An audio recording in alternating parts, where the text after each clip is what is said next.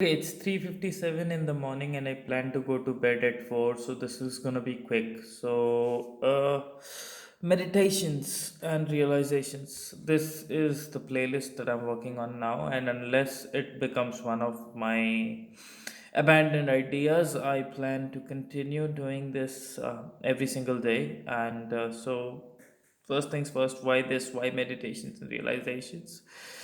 I have been failing at meditation, give and take for a good 3 to 4 years now. And when I say failing, not failing to meditate successfully, but failing to sit down to meditate. Now, why that? Well, till today, I never really sort of found a good, compelling reason to sit down to meditate.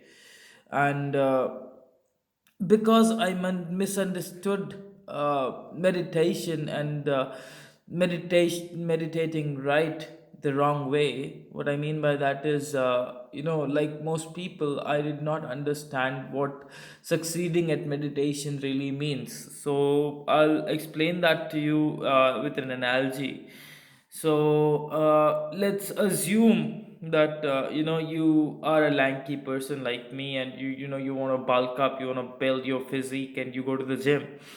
And yeah, so you see there a 300-pound person, heavy muscular guy, deadlifting around 400 pounds, and that the thought that you have is, okay, that's what exercise is really supposed to mean. And then you go on and you try to lift that 400-pound deadlift, and you don't succeed. If you try that the first day, you end up with a backache, and you come home, and next day, you're less likely to feel the urge to go to gym and try that again. Well, the problem is that is not what exercising is supposed to be.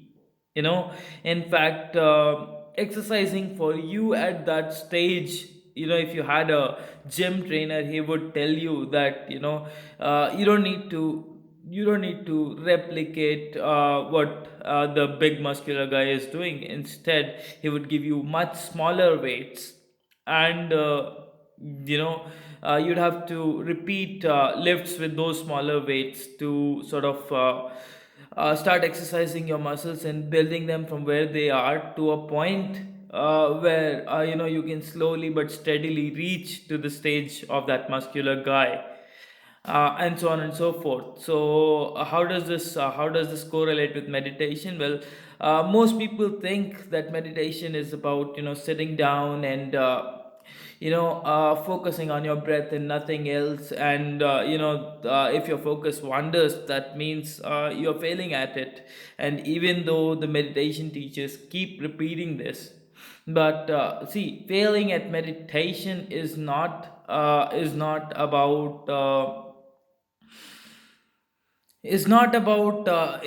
your focus wandering. Your focus naturally will wander. What meditation really means is, you bring the focus back to your breath.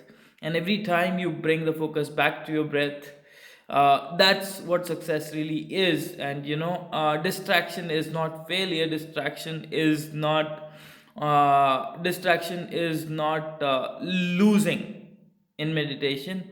But every time you recognize that distraction and gently bring the focus back to the breath, that is exercising your smaller muscles eventually to a point, and that itself will grow your focus muscle to a point where you can keep the focus on the breath for a longer duration of time. That is eventually reaching to a point where you can replicate what monks do and keep your focus on the breath for longer durations of time.